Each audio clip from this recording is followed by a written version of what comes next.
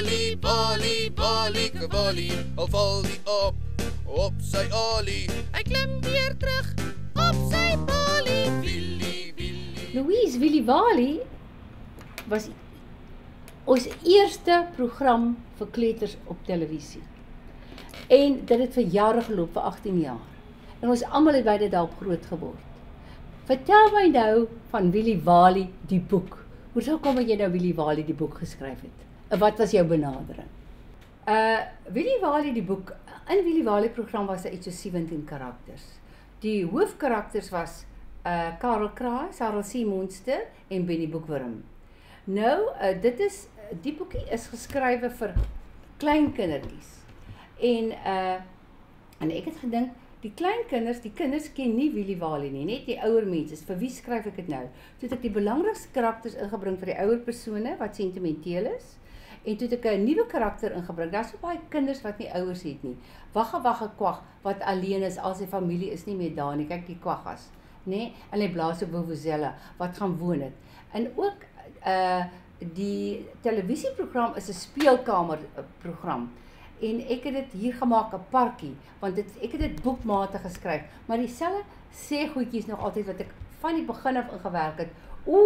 Ek is so lief vir musiek. Musiek is my lief, as die Sarel C. Monster en al daardie dinge. Nou Struilhoek is hy. En dit het vir my, ek het dit so geskrywe dat voorskoolse kinders kan daarna luister en skoolgaande kinders kan dit lees. En toe kry ek die ander dag 'n oproep van 'n dogtertjie, sy 7, en sy staan glo eerste in haar klas in Durban. Sy sê, Tannie, ek wil net vir Tannie sê, kyk my nommer is in die boek. Dis my beste boek, ek lag my klaar. Jy weet, en dit is 'n hoogtepunt in my lewe. Nie wat ouer mense sê nie, wat die kinders sê. Ek skryf mos vir hulle. Hulle is mos my mense. Die lewe het baie fasette. En enige mens het hoogtepunte en laagtepunte. Wat sal jy nou sê is 'n hoogtepunt in jou lewe? Louise, weet jy wat? Daar's baie hoogtepunte in Louise se loopbaan en baie laagtepunte.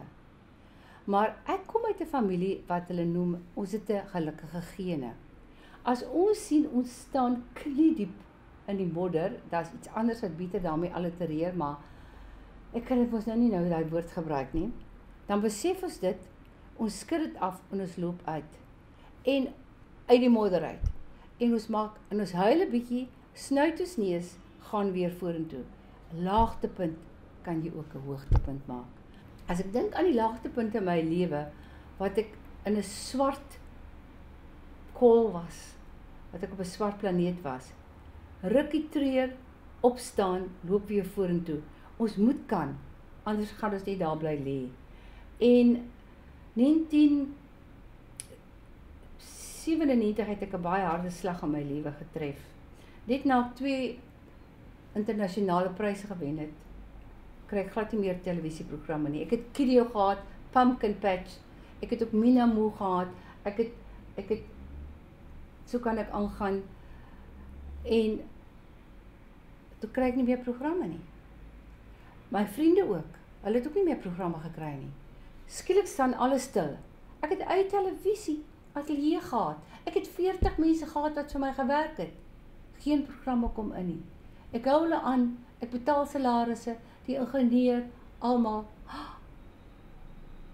En skielik is alles, daar is daar niks. Ek het besef dan, die einde van die pad, is soos Langehoven sê, die begin van 'n ander pad. Nou gaan ek lê my toe op skrywe. Elke boek is ook 'n toneelstuk. Dolinda Pieters van Interactive toer die land vol, na skole toe met hierdie boeke, met hierdie toneelstukke.